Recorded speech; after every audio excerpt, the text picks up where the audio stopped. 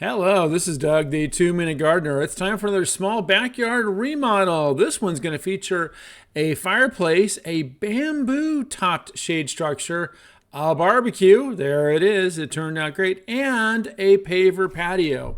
So this particular client had a nice backyard, but it was a bit beat up and the barbecue was kind of falling apart. The pavers were buckling, they didn't have a good sub base to them, and there was just a lot of cleaning up to do to make it a really wonderful outdoor entertaining type area. And so once we demoed everything, we actually saved all the pavers. We were going to reuse those pavers. It was time to start building the barbecue and building the fireplace and creating a wonderful outdoor area. So we used CMU blocks to build the barbecue and the fireplace. The shade structure we attached directly to the house to kind of, tie it all in and use some really creative carpentry to get it tied in there. And then the barbecue, this is going to be a big barbecue with a sink, a grill, all kinds of things, even a firewood storage area. And so that's the framing of the shade structure with slats for the bamboo, as you're going to see shortly.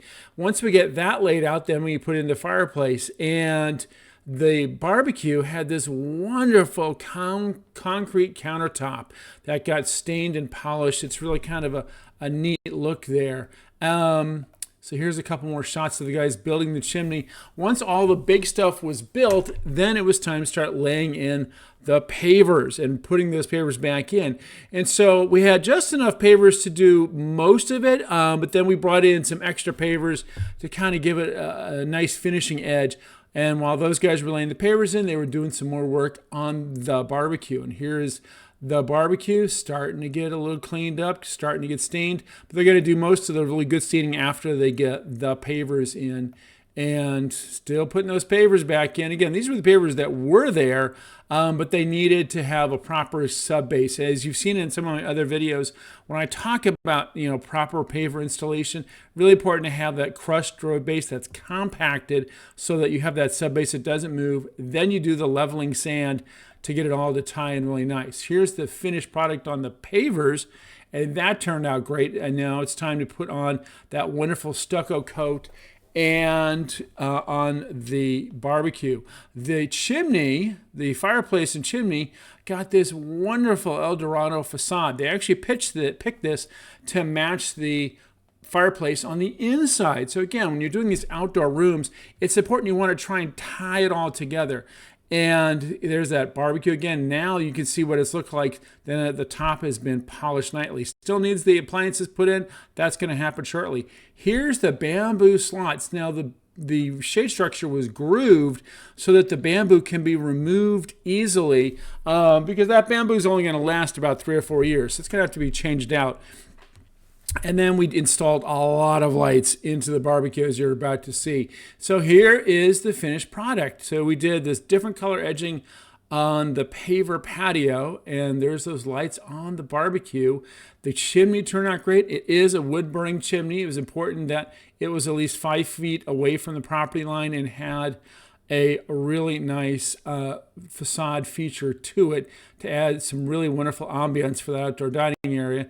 The barbecue actually had an overhang, so it had a wonderful little seat counter. It's a 36-inch high barbecue.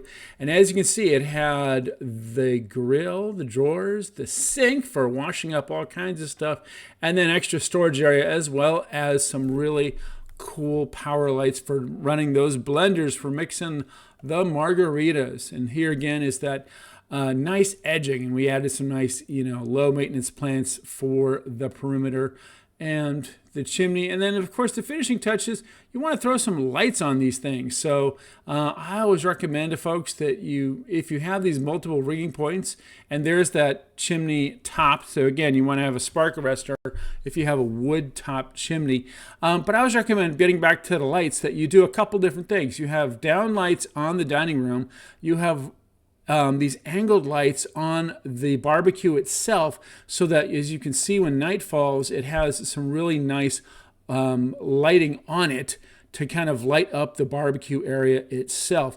And then finally, who doesn't love these LED cafe lights? These are just fabulous. I love stringing those up because they just make every backyard area feel like a party. So here's this backyard area at night with the down lights for the dining room, the accent lights for the chimney, the working area lights for the barbecue so he can work there at night, and of course the cafe lights.